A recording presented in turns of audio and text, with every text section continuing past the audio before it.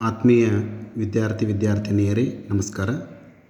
ಈಗಾಗಲೇ ತಾವು ಪ್ರಥಮ ಪಿ ಯು ಸಿಯನ್ನು ಮುಗಿಸಿ ದ್ವಿತೀಯ ಪಿ ಯು ಸಿಗೆ ಬಂದಿರುವಂಥ ಮತ್ತು ಬರುವಂಥ ಎಲ್ಲ ವಿದ್ಯಾರ್ಥಿಗಳಿಗೆ ತಿಳಿಸುವುದೇನೆಂದರೆ, ಇಲ್ಲಿ ತಾವು ದ್ವಿತೀಯ ಪಿ ಯು ಸಿ ಬಂದ ನಂತರ ಕನ್ನಡ ವಿಷಯದ ಪಠ್ಯ ವಿಷಯ ಯಾವ ರೀತಿಯಾಗಿ ಐತಿ, ಅಲ್ಲಿ ಯಾವ್ಯಾವ ಭಾಗಕ್ಕೆ ಎಷ್ಟೆಷ್ಟು ಅಂಕಗಳು ನಿಗದಿಪಡಿಸಿರ್ತಾರೆ ಅನ್ನೋದನ್ನು ತಾವು ದಯವಿಟ್ಟು ಮುಖ್ಯವಾಗಿ ಗಮನದಲ್ಲಿ ಇಟ್ಕೋಬೇಕು. ಯಾಕಂತಂದರೆ ಯಾವ ಭಾಗ ನಮಗೆ ಅತಿ ಮುಖ್ಯವಾಗಿರ್ತಕ್ಕಂಥದ್ದು ಅನ್ನೋದನ್ನು ಇದರಲ್ಲಿ ನಾನು ನಿಮಗೆ ತಿಳಿಸ್ಕೊಡ್ತೀನಿ. ಮತ್ತು ವ್ಯಾಕರಣ ಅಂಶ ತಮಗೆ ಪ್ರಥಮ ಪಿ ಯು ಸಿಗೆ ಮತ್ತು ದ್ವಿತೀಯ ಪಿ ಯು ಸಿಗೆ ಏನು ವ್ಯತ್ಯಾಸ ಇದೆ ಅನ್ನೋದನ್ನು ಕೂಡ ನಾನು ಇಲ್ಲಿ ಹೇಳ್ಕೊಡ್ತೀನಿ. ಯಾಕಂತಂದರೆ ನೀವು ಈ ಪದ್ಯ ಭಾಗ ಮತ್ತು ಆ ಪದ್ಯವನ್ನು ಬರೆದಿರ್ತಕ್ಕಂತಹ ಕವಿಗಳ ಅಥವಾ ಗದ್ಯ ಭಾಗದ ಲೇಖಕರ ಹೆಸರುಗಳನ್ನು ನೀವು ಕಡ್ಡಾಯವಾಗಿ ನೆನಪಿಟ್ಕೋಬೇಕು. ಇದನ್ನು ನೀವು ಕಂಠಪಾಠ ಮಾಡಿದರೂ ಕೂಡ ಅಡ್ಡಿ ಇಲ್ಲ. ಯಾಕಂತಂದರೆ ಇದು ನಿಮಗೆ ಕೆಲವೊಂದು ಸಾರಿ ಸಂದರ್ಭವನ್ನು ಬರೆಯುವಂಥ ಸಂದರ್ಭದೊಳಗೆ ಆಮೇಲೆ ಈ ಹೊಂದಿಸಿ ಬರೆಯಿರಿ ಆ ಒಂದು ಪಾಠದಲ್ಲಿ ನಿಮಗೆ ಇವು ಅತಿ ಮುಖ್ಯವಾಗಿರ್ತಾವೆ. ಬರೀ ನೀವು ಪದ್ಯದ ಹೆಸರು ಮತ್ತು ಕವಿಗಳ ಹೆಸರನ್ನು ತಾವು ನೆನಪಿಟ್ಟುಕೊಂಡ್ರೆ ಅದರಲ್ಲಿ ಕೆಲವೊಂದಷ್ಟು ಅಂಕಗಳನ್ನು ನೀವು ಏನಪ್ಪ ಅಂದ್ರೆ ಪಡೆಯಲಿಕ್ಕೆ ಸಾಧ್ಯ ಐತಿ. ಅದಕ್ಕಾಗಿ ದಯವಿಟ್ಟು ಎಲ್ಲ ವಿದ್ಯಾರ್ಥಿಗಳು ಇವುಗಳನ್ನು ಕಡ್ಡಾಯವಾಗಿ ನೆನಪಿಟ್ಕೋಬೇಕು. ಇಲ್ಲಿ ನೋಡಿ, ದ್ವಿತೀಯ ಪಿ ಯು ಸಿ ಕನ್ನಡ ವಿಷಯದ ಪಠ್ಯ ವಿಷಯ ಹೌದಾ. ಇಲ್ಲಿ ಪದ್ಯ ಭಾಗ, ಗದ್ಯ ಭಾಗ, ದೀರ್ಘಗದ್ಯ ಅಂತ ಹೇಳಿ ಪ್ರಮುಖವಾಗಿ ಪಠ್ಯ ವಿಷಯವನ್ನು 3 ಭಾಗಗಳನ್ನ ಮಾಡಿರ್ತಾರೆ. ಆಮೇಲೆ ತಮಗೆ ಭಾಷಾಭ್ಯಾಸನೂ ಕೂಡ ಇರ್ತದೆ, ಗ್ರಾಮರ್ ಅಂಶನೂ ಕೂಡ ಇದರಲ್ಲಿ ಇರ್ತದೆ. ಇಲ್ಲಿ ತಮಗೆ ಈಗಾಗಲೇ ಗೊತ್ತಿರುವ ಹಾಗೆ 80 ಅಂಕಗಳಿಗೆ ತಾವು ಏನಪ್ಪ ಅಂದ್ರೆ ಇಲ್ಲಿ ನೀವು ಪರೀಕ್ಷೆಯನ್ನು ಬರೀಬೇಕಾಗ್ತದೆ. ಇನ್ನು 20 ಮಾರ್ಕ್ಸು ತಮಗೆ ಆಂತರಿಕ ಅಂಕಗಳು ಅಂದರೆ ಇಂಟರ್ನಲ್ ಮಾರ್ಕ್ಸ್ಗಳು ಕೂಡ ಇರ್ತಾವೆ. ಇಲ್ಲಿ 80 ಅಂಕಗಳನ್ನು ಯಾವ್ಯಾವ ರೀತಿಯಾಗಿ ಅವರು ವಿಭಾಗ ಮಾಡಿರ್ತಾರೋ ಅನ್ನೋದನ್ನು ನಾನು ಇಲ್ಲಿ ಹೇಳ್ಕೊಡ್ತೇನೆ ನೋಡಿ. ಪದ್ಯ ಭಾಗದ ಮೇಲೆ ಅವರು 30 ಅಂಕಗಳಿಗೆ ಅವರು ಪ್ರಶ್ನೆಗಳನ್ನು ತೆಗಿತಾರೆ. ಆಮೇಲೆ ಗದ್ಯ ಭಾಗದ ಮೇಲೆ 18 ಅಂಕಗಳಿಗೆ ಪ್ರಶ್ನೆಯನ್ನು ತೆಗಿತಾರೆ. ಆಮೇಲೆ ದೀರ್ಘ ಗದ್ಯದ ಮೇಲೆ ಇಲ್ಲಿ ಅವರು 16 ಅಂಕಗಳಿಗೆ ಪ್ರಶ್ನೆಯನ್ನು ತೆಗಿತಾರೆ. ಆಮೇಲೆ ಭಾಷಾಭ್ಯಾಸದಲ್ಲಿ ಅವರು 16 ಅಂಕಗಳಿಗೆ ಪ್ರಶ್ನೆಯನ್ನು ತೆಗಿತಾರೆ. ಇವೆಲ್ಲ ಸೇರಿ ಏನು ಅಂತಂದ್ರೆ 80 ಅಂಕಗಳಿಗೆ ನೀವೇನಪ್ಪ ಅಂದ್ರೆ ಇಲ್ಲಿ ಥಿಯರಿಯನ್ನು ಬರೀಬೇಕು ಹೌದಾ. ಇನ್ನು 20 ಮಾರ್ಕ್ಸ್ ತಮಗೇನಪ್ಪ ಅಂದ್ರೆ ಇಂಟರ್ನಲ್ ಮಾರ್ಕ್ಸ್ ಇರ್ತಾವೆ. ಅದನ್ನು ತಾವು ಟೆಸ್ಟ್ಗಳ ಮುಖಾಂತರ ಮತ್ತು ಅಸೈನ್ಮೆಂಟ್ಗಳ ಮುಖಾಂತರ ತಾವು ಪಡ್ಕೋತೀರಿ. ಇವು ತಾವು ಏನಪ್ಪ ಅಂದರೆ ಇದನ್ನು ಗಮನದಲ್ಲಿ ಇಟ್ಕೋಬೇಕು. ಇಲ್ಲಿ ನೋಡಿ, ದ್ವಿತೀಯ ಪಿ ಯು ಸಿ ಕನ್ನಡ ವಿಷಯದ ಪಠ್ಯ ವಿಷಯದ ಪರಿವಿಡಿ ನೋಡಿ. ಇಲ್ಲಿ ಮೊದಲು ನಾನು ಪದ್ಯ ಭಾಗ ಅಂತೇಳಿ ತೋರಿಸ್ತಾ ಇದ್ದೀನಿ. ಪದ್ಯ ಭಾಗದಲ್ಲಿ ತಮಗೆ ಎಷ್ಟು ಅಂತಂದರೆ ಸುಮಾರು 12 ಪದ್ಯಗಳು ಬರ್ತವೆ ಹೌದಾ. ನೀವು ಪ್ರಥಮ ಪಿ ಯು ಸಿಯಲ್ಲಿ ನಿಮಗೆ 15 ಪದ್ಯ ಭಾಗ ಇದ್ದು ಹೌದಾ. ಇಲ್ಲಿ ದ್ವಿತೀಯ ಪಿ ಯು ಸಿಯಲ್ಲಿ ತಮಗೆ 12 ಪದ್ಯಗಳು ಬರ್ತಾವೆ. ಇಲ್ಲಿ 1ನೇ ಪದ್ಯ ಕದಡಿದ ಸಲಿಲಂ ತಿಳಿವಂದದೆ ಅಂತೇಳಿ ಇದನ್ನು ನಾಗಚಂದ್ರ ಬರೆದಿರ್ತಕ್ಕಂತಹ ಇದೊಂದು ಪದ್ಯ ಭಾಗ. ಇದು ಹಳೆಗನ್ನಡ ಪದ್ಯ ಇದು.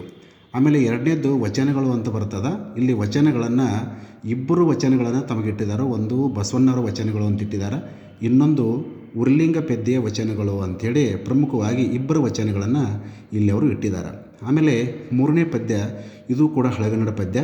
ಇನ್ನೂ ಹುಟ್ಟದೇ ಇರಲಿ ನಾರಿಯರನ್ನವಲು ಅಂತೇಳಿ ಇದನ್ನು ಬರೆದಿರ್ತಕ್ಕಂಥವರು ಕುಮಾರವ್ಯಾಸ. ಆಮೇಲೆ 4ನೇ ಪದ್ಯ ಪಗೆಯಂ ಬಾಲಕನೆಂಬರೆ ಇದನ್ನು ಬರೆದಿರ್ತಕ್ಕಂಥವರು ಪುಲಿಗೆರೆ ಸೋಮನಾಥ.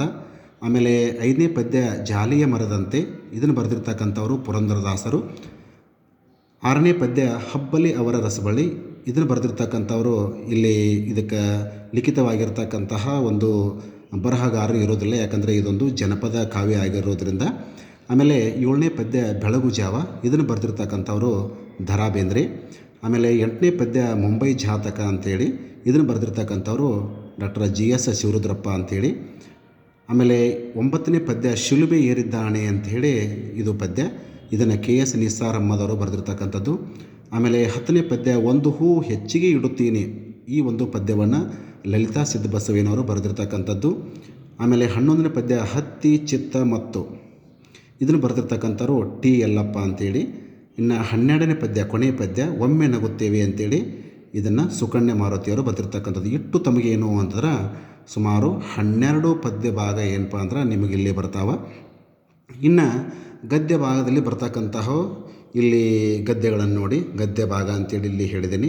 ಸುಮಾರು ತಮಗೆ 8 ಗದ್ಯ ಭಾಗದಲ್ಲಿ ಪಾಠಗಳು ಬರ್ತಾವೆ. ಒಂದನೇದ್ದು ಮುಟ್ಟಿಸಿಕೊಂಡವನು ಅಂತೇಳಿ ಅದನ್ನು ಬರೆದಿರ್ತಕ್ಕಂಥವ್ರು ಪಿ ಲಂಕೇಶ್ ಅಂತೇಳಿ. ಆಮೇಲೆ ಎರಡನೇ ಗದ್ಯ ಭಾಗ ವಾಲ್ಪ್ರೈ ಅಭಿವೃದ್ಧಿ ತಂದು ದುರಂತ ಅಂತೇಳಿ, ಇದನ್ನು ಕೃಪಾಕರ್ ಸೇನಾನಿ ಮತ್ತು ಕೆ ಪುಟ್ಟಸ್ವಾಮಿ ಅಂತಕ್ಕಂಥವ್ರು ಬರೆದಿರ್ತಕ್ಕಂಥದ್ದು. ಇನ್ನು ಮೂರನೇ ಗದ್ಯ ಆಯ್ಕೆ ಇದೆ ನಮ್ಮ ಕೈಯಲ್ಲಿ ಅನ್ನುವಂಥ ಗದ್ಯ, ಇದನ್ನು ನೇಮಿ ಚಂದ್ರರವರು ಬರೆದಿರ್ತಕ್ಕಂಥದ್ದು. ಇನ್ನು ನಾಲ್ಕನೇ ಗದ್ಯ ಕನ್ನಡವನ್ನು ಕಟ್ಟುವ ಕೆಲಸ ಅಂತೇಳಿ, ಇದನ್ನು ಹಾಮ ನಾಯಕರು ಬರೆದಿರ್ತಕ್ಕಂಥದ್ದು. ಇನ್ನು ಐದನೇ ಗದ್ಯ ಧನಿಗಳ ಬೆಳ್ಳಿ ಲೋಟ ಅಂಥೇಳಿ, ಇದನ್ನು ಎಚ್ ನಾಗವೇಣಿಯವರು ಬರೆದಿರ್ತಕ್ಕಂಥದ್ದು. ಇನ್ನು ಆರನೇದ್ದು ಬದುಕನ್ನು ಪ್ರೀತಿಸಿದ ಸಂತ, ಈ ಗದ್ಯವನ್ನು ಬರೆದಿರ್ತಕ್ಕಂಥವ್ರು ಎಚ್ ಆರ್ ರಾಮಕೃಷ್ಣ ರಾವ್ ಅವರು. ಇನ್ನು ಏಳನೇ ಗದ್ಯ ಭಾಗ ತಿರುಳುಗನ್ನಡದ ಬೆಳ್ನುಡಿ ಅಂತೇಳಿ, ಇದನ್ನು ಮುದ್ದಣ್ಣ ಕವಿ ಬರೆದಿರ್ತಕ್ಕಂಥದ್ದು. ಇನ್ನು ಎಂಟನೇದ್ದು ಕೊನೆಯ ಗದ್ಯ ಭಾಗ ಹಳ್ಳಿಯ ಚಹಾ ಹೋಟೆಲ್ಗಳು ಅಂತೇಳಿ, ಇದನ್ನು ವೀರೇಂದ್ರ ಚಿಂಪಿಯವರು ಬರೆದಿರ್ತಕ್ಕಂಥದ್ದು. ಸುಮಾರು ತಮಗೆ ಇಲ್ಲಿ 8 ಗದ್ಯ ಭಾಗಗಳನ್ನು ಅವರು ತಮಗೆ ದ್ವಿತೀಯ PUC ಕನ್ನಡ ವಿಷಯಕ್ಕೆ ಅವರು ಗದ್ಯ ಭಾಗವನ್ನು ಇಟ್ಟಿದ್ದಾರೆ. ಇನ್ನು ಇದರ ಜೊತೆಗೆ ಅವರು ಒಂದು ದೀರ್ಘ ಗದ್ಯವನ್ನು ಇಟ್ಟಿದ್ದಾರೆ. ನಿಮಗೆ ಪ್ರಥಮ PUCಯಲ್ಲಿ ಬೋಳಿಶಂಕರ ಅಂಥೇಳಿ ಒಂದು ನಾಟಕವನ್ನು ಇಟ್ಟಿದ್ದರು, ಡಾಕ್ಟರ್ ಚಂದ್ರಶೇಖರ್ ಕಂಬಾರ್ ಅವರು ಬರೆದಿರ್ತಕ್ಕಂಥವ್ರು. ಇಲ್ಲಿ ದ್ವಿತೀಯ PUCಗೆ ದೀರ್ಘ ಗದ್ಯ ಅಂತೇಳಿ ಇಟ್ಟಿದ್ದಾರೆ, ಹೌದಾ. ಇದರ ಹೆಸರು ಏನು ಅಂದರೆ ಕೃಷ್ಣೇಗೌಡನ ಆಣೆ ಅಂತೇಳಿ, ಇದನ್ನು ಬರೆದಿರ್ತಕ್ಕಂಥವ್ರು KP ಪೂರ್ಣಚಂದ್ರ ತೇಜಸ್ವಿ ಅಂತೇಳಿ, ಹೌದಾ. ಇದು ಸುಮಾರು ಏನಪ್ಪ ಅಂದ್ರೆ 12 ಅಧ್ಯಾಯಗಳನ್ನು ಒಳಗೊಂಡಿರ್ತದೆ. ಇದು ಕೂಡ ತಮಗೆ ಏನಪ್ಪ ಅಂದ್ರೆ ಅತ್ಯಂತ ಸರಳವಾಗಿರ್ತದೆ.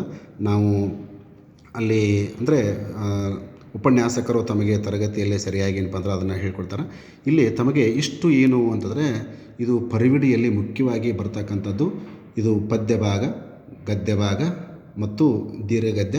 ಇನ್ನು ತಮಗೆ ನಂತರ ಬರ್ತಕ್ಕಂಥದ್ದು ಏನು ಅಂತಂದ್ರೆ, ತಮಗೆ ಮುಖ್ಯವಾಗಿ ಭಾಷಾಭ್ಯಾಸ ಅಂತಕ್ಕಂಥದ್ದು ತಮಗೆ ಬರ್ತದೆ. ಅದಕ್ಕೆ ಭಾಷಾಭ್ಯಾಸ ತಮಗೆ ಎಷ್ಟು ಐತಿ ಅನ್ನೋದನ್ನು ನಾನು ತಮಗೆ ಇಲ್ಲಿ ತೋರಿಸ್ಕೊಡ್ತೀನಿ. ಭಾಷಾಭ್ಯಾಸ ನೋಡಿ, ಇಲ್ಲಿ ಭಾಷಾಭ್ಯಾಸದೊಳಗೆ ಪ್ರಮುಖವಾಗಿ ಈಗಾಗಲೇ ಅಂದರೆ ಅಂಕಗಳನ್ನು 16 ಅಂಕಗಳನ್ನು ನಿಗದಿಪಡಿಸಿದ್ದಾರೆ. ಇಲ್ಲಿ ಪ್ರಥಮ PUCಗೆ ಮತ್ತು ದ್ವಿತೀಯ PUCಗೆ ಕೆಲವೊಂದಷ್ಟು ವ್ಯಾಕರಣ ಅಂಶಗಳು ತಮಗೆ ವ್ಯತ್ಯಾಸ ಆಗ್ತವೆ. ಪ್ರಥಮ PUCಯಲ್ಲಿ ಬಂದಿರತಕ್ಕಂಥ ಕೆಲವೊಂದಷ್ಟು ವ್ಯಾಕರಣ ಅಂಶಗಳು ಅಷ್ಟೇ ಸೆಕೆಂಡರಿಗೆ ಬರ್ತಾವೆ ದ್ವಿತೀಯ PUCಗೆ. ಕೆಲವೊಂದಷ್ಟು ಪ್ರಥಮ PUCಗೆ ಬಂದಿರತಕ್ಕಂಥ ವ್ಯಾಕರಣ ಅಂಶಗಳು ದ್ವಿತೀಯ PUCಗೆ ಇರೋದಿಲ್ಲ. ಇಲ್ಲಿ ಹೊಸದಾಗಿ ಕೆಲವೊಂದು ವ್ಯಾಕರಣ ಅಂಶಗಳು ಬಂದಿರ್ತಾವೆ. ಇಲ್ಲಿ ನೋಡಿ, ಸಮಾನಾರ್ಥಕಗಳು, ಹೌದಾ, ಇದು ಪ್ರಥಮ PUCಗೆ ಕೂಡ ಇತ್ತು, ಹೌದಾ, ಇದು ಕೂಡ ತಮ್ಮ ಬರ್ತದೆ. ಆಮೇಲೆ ನಾನಾರ್ಥಕಗಳು, ಹೌದಾ, ಇದು ಕೂಡ ಪ್ರಥಮ PUCಗಿತ್ತು, ಇದು ಕೂಡ ದ್ವಿತೀಯ PUCಗೆ ಈಗ ಇದೆ. ಆಮೇಲೆ ಇಲ್ಲಿ ದೇಶ, ಅನ್ಯ ದೇಶಗಳು, ತತ್ಸಮ ತದ್ಭವಗಳು, ಇದು ಕೂಡ ಪ್ರಥಮ PUCಗಿತ್ತು, ಇದನ್ನು ಕೂಡ ತಮಗೆ ಅಂದರೆ ದ್ವಿತೀಯ PUCಗೆ ಇದನ್ನು ಕೂಡ ಮುಂದುವರಿಸಿದ್ದಾರೆ. ಆಮೇಲೆ ನಾಲ್ಕನೇದು ನುಡಿಗಟ್ಟುಗಳು, ಇದು ಕೂಡ ಪ್ರಥಮ PUCಗಿತ್ತು, ಇದನ್ನು ಕೂಡ ಅವರು ಏನು ಮಾಡಿದರು ಅಂದ್ರೆ ನಿಮಗೆ ದ್ವಿತೀಯ PUCಗೆ ಮುಂದುವರಿಸಿದ್ದಾರೆ. ಆಮೇಲೆ ದುರುಕ್ತಿಗಳು, ಹೌದಾ, ಇದು ಕೂಡ ತಮಗೆ ಪ್ರಥಮ PUCಗಿತ್ತು, ಇದನ್ನು ಕೂಡ ಅವ್ರು ಏನು ಮಾಡಿದ್ದಾರೆ ಅಂದ್ರೆ ದ್ವಿತೀಯ PUCಗೆ ಮುಂದುವರಿಸಿದ್ದಾರೆ. ಇವಿಷ್ಟು ಅಂಶಗಳು ಏನು ಅಂತಂದರೆ ಪ್ರಥಮ PUCಯಲ್ಲಿ ಇರ್ತಕ್ಕಂಥವನ್ನೇ ಅವ್ರು ಏನು ಮಾಡಿದ್ದಾರೆ ಅಂದ್ರೆ ದ್ವಿತೀಯ PUCಗೆ ಅವನು ಇಟ್ಟಿದ್ದಾರೆ. ಇನ್ನು ಇಲ್ಲಿಂದ ಏನಪ್ಪ ಅಂತಂದರೆ ತಮಗೆ ಹೊಸದಾಗಿ ಬರ್ತಕ್ಕಂಥ ಕೆಲವೊಂದು ವ್ಯಾಕರಣ ಅಂಶಗಳು ಗಮನಿಸಬೇಕು. ಇಲ್ಲಿ ಆರನೇದು ನಾಮಪದಗಳು ಅಂತ ಬರ್ತಾವೆ. ಇದರಲ್ಲಿ ಗುಣವಾಚಕಗಳು, ವಿಭಕ್ತಿ ಪ್ರತ್ಯಯಗಳು ಅಂತೇಳಿ ಪ್ರಮುಖವಾಗಿ 2 ಪ್ರಕಾರಗಳು ಇಲ್ಲಿ ಬರ್ತಾವೆ. ಇವನ್ನ ನಾವು ಪ್ರತ್ಯೇಕವಾಗಿ ಹೇಳ್ತೀವಿ. ಆಮೇಲೆ ಇಲ್ಲಿ ಕ್ರಿಯಾಪದಗಳು ಅಂತ ಬರ್ತಾವೆ. ಇದರಲ್ಲಿ ಧಾತು, ಕಾಲಸೂಚಕಗಳು, ನಿಷೇಧಾರ್ಥಕ ರೂಪ, ಹೌದಾ. ಇಲ್ಲಿ 3 ಅಂಶಗಳನ್ನು ನಾವು ಪದಗಳಲ್ಲಿ ನಾವು ಕಾಣ್ತೇವೆ. ಆಮೇಲೆ ತಮಗೆ ಪ್ರಥಮ PUCಗೆ ಬಂದಿರತಕ್ಕಂಥ ಒಂದು ಪ್ರಬಂಧ ರಚನೆ ಕೂಡ ಇರ್ತದೆ, ಇದು 4 ಮಾರ್ಕ್ಸಿಗೆ ಇರ್ತದೆ. ಆಮೇಲೆ ಪತ್ರ ಲೇಖನ ಕೂಡ ಇರ್ತದೆ, ಇದು 4 ಮಾರ್ಕ್ಸಿಗೆ ಇರ್ತದೆ. ಇಷ್ಟು ಏನು ಅಂತಂದರೆ ತಮಗೆ ದ್ವಿತೀಯ PUCಗೆ ಬರ್ತಕ್ಕಂತಹ ಒಂದು ಭಾಷಾಭ್ಯಾಸದ ಒಂದು ಒಟ್ಟಾರೆಯಾಗಿರ್ತಕ್ಕಂಥ ಇದು ಪಠ್ಯವಸ್ತು, ಹೌದಾ. ಅದಕ್ಕೆ ನೀವು ವಿದ್ಯಾರ್ಥಿಗಳು ಏನು ಮಾಡಬೇಕು ಅಂತಂದ್ರೆ, ತಮಗಿದು ವಾರ್ಷಿಕ ಪರೀಕ್ಷೆಗೆ ಮತ್ತು ಕೆಲವೊಂದಷ್ಟು ಕಿರು ಪರೀಕ್ಷೆಗಳಿಗೆ ಇದು ಕಡ್ಡಾಯವಾಗಿ ಇವನ್ನು ನಾವು ಕೇಳಲಾಗೋದ್ರಿಂದ ದಯವಿಟ್ಟು ತಮಗೆ ವ್ಯಾಕರಣ ಅಂಶಗಳು ಏನದಾವ ಅನ್ನೋದು ತಮಗೆ ಏನಪ್ಪ ಅದರ ಗಮನದಲ್ಲಿ ಇಟ್ಕೋಬೇಕು. ಈ ರೀತಿಯಾಗಿ ತಾವೇನು ಮಾಡಬೇಕು ಅಂತಂದ್ರೆ, ದ್ವಿತೀಯ PUC ಪಠ್ಯವಸ್ತು ಕನ್ನಡ ಪಠ್ಯವಸ್ತು ಅಂದ ತಕ್ಷಣ ಅಲ್ಲಿ ಭಾಷಾಭ್ಯಾಸದಲ್ಲಿ ಯಾವ್ಯಾವ ಅಂಶಗಳದಾವ, ಆಮೇಲೆ ಪದ್ಯ ಭಾಗದಲ್ಲಿ ಏನೇನು ಪದ್ಯಗಳದಾವ, ಅವನು ಬರೆದಿರ್ತಕ್ಕಂಥ ಕವಿಗಳ ಹೆಸರೇನು, ಆಮೇಲೆ ಗದ್ಯ ಭಾಗಗಳು ಯಾವ ಬರ್ತಾವ, ಅವ್ರು ಬರೆದಿರ್ತಕ್ಕಂಥ ಲೇಖಕರ ಹೆಸರೇನು, ದಯವಿಟ್ಟು ತಾವೇನು ಮಾಡಬೇಕು ಅಂತಾರೆ ಅವನನ್ನು ಕಂಠಪಾಠ ಮಾಡಿದರೂ ಕೂಡ ಅಡ್ಡಿ ಇಲ್ಲ. ಇವನು ನಾನು ಯಾಕೆ ತಮಗೆ ಒತ್ತು ಕೊಟ್ಟನ ಹೇಳಾಕತ್ತೀನಿ ಅಂತಂದರೆ, ಕೆಲವೊಂದಷ್ಟು ಜನ ವಿದ್ಯಾರ್ಥಿನಿಯವರು ನೀವು ಏನು ಮಾಡ್ತೀರಿ ಅಂತಂದರೆ, ಕೆಲವೊಂದು ಸಾರಿ ತಾವು ಈ ಒಂದು ಸಂದರ್ಭಗಳನ್ನು ಬರೆಯುವಂಥ ಸಮಯದೊಳಗೆ ನೀವು ಅಲ್ಲಿ ಕೆಲವೊಂದಷ್ಟು ಕವಿಗಳು ನೆನಪೇ ಆಗೋದಿಲ್ಲ, ಲೇಖಕರು ನೆನಪು ಆಗೋದಿಲ್ಲ. ಹೌದಾ? ಇದು ಸಂದರ್ಭವನ್ನು ಬರೆಯೋದು ತಮಗೆ ಅದು ಕಡ್ಡಾಯ ಪ್ರಶ್ನೆ ಅಂದ ತಕ್ಷಣ ತಾವೇನು ಮಾಡಬೇಕು ಅಂತಂದ್ರೆ ಈ ಎಲ್ಲ ಪದ್ಯಗಳ ಹೆಸರು ಮತ್ತು ಅದನ್ನು ಬರ್ತಿರ್ತಕ್ಕಂಥ ಕವಿಗಳ ಹೆಸರು ತಾವು ಕಡ್ಡಾಯವಾಗಿ ನೆನಪಿಟ್ಕೋಬೇಕು. ಇಷ್ಟು ತಾವು ನೆನಪಿಟ್ಕೊಂಡ್ರೆ ಸುಮಾರು ಒಂದು 10ರಿಂದ 15 ಅಂಕಗಳು ತಮಗೇನಪ್ಪ ಅಂದ್ರೆ ಇದ್ರ ಮೇಲೆ ಬರ್ತಾವೆ. ಅಂದರೆ ಪ್ರತಿ ಟೆಸ್ಟ್ ಆಗಲಿ, ಆಮೇಲೆ ಒಂದು ವಾರ್ಷಿಕ ಪರೀಕ್ಷೆ ಆಗಲಿ, ಎಲ್ಲದರಲ್ಲೂ ಕೂಡ ನಾವು ಸಂದರ್ಭಗಳನ್ನ ಕೇಳ್ತಾರೆ. ಅದರಲ್ಲಿ ಲೇಖಕರ ಹೆಸರು, ಕವಿಗಳ ಹೆಸರು, ಪದ್ಯದ ಹೆಸರನ್ನು ಅಲ್ಲಿ ನೀವು ಬರೀಬೇಕಾಗ್ತದೆ. ಇಷ್ಟು ತಾವು ನೆನಪಿಟ್ಟುಕೊಂಡ್ರೆ ಅಲ್ಲಿ ತಮಗೆ 2 ಅಂಕಗಳು ಕಡ್ಡಾಯವಾಗಿ ತಮಗೆ ಸಿಕ್ಕಿಬಿಡ್ತಾವೆ. ಅದಕ್ಕೋಸ್ಕರವಾಗಿ ನಾನು ಒತ್ತು ಕೊಟ್ಟು ಇದನ್ನು ಹೇಳ್ತಕ್ಕಂಥ ಉದ್ದೇಶ ಏನು ಅಂತಂದರೆ, ತಮಗೆ ಕನ್ನಡ ವಿಷಯ ಅಂದ ತಕ್ಷಣ ಇದೆಲ್ಲ ಏನಪ್ಪ ಅಂದ್ರೆ ಪಕ್ಷಿ ನೋಟ ತಮಗೆ ಬರಬೇಕು. ಇದನ್ನು ದಯವಿಟ್ಟು ಎಲ್ಲ ವಿದ್ಯಾರ್ಥಿಗಳು ಕಡ್ಡಾಯವಾಗಿ ಇದನ್ನು ನೆನಪಿಟ್ಕೋಬೇಕು.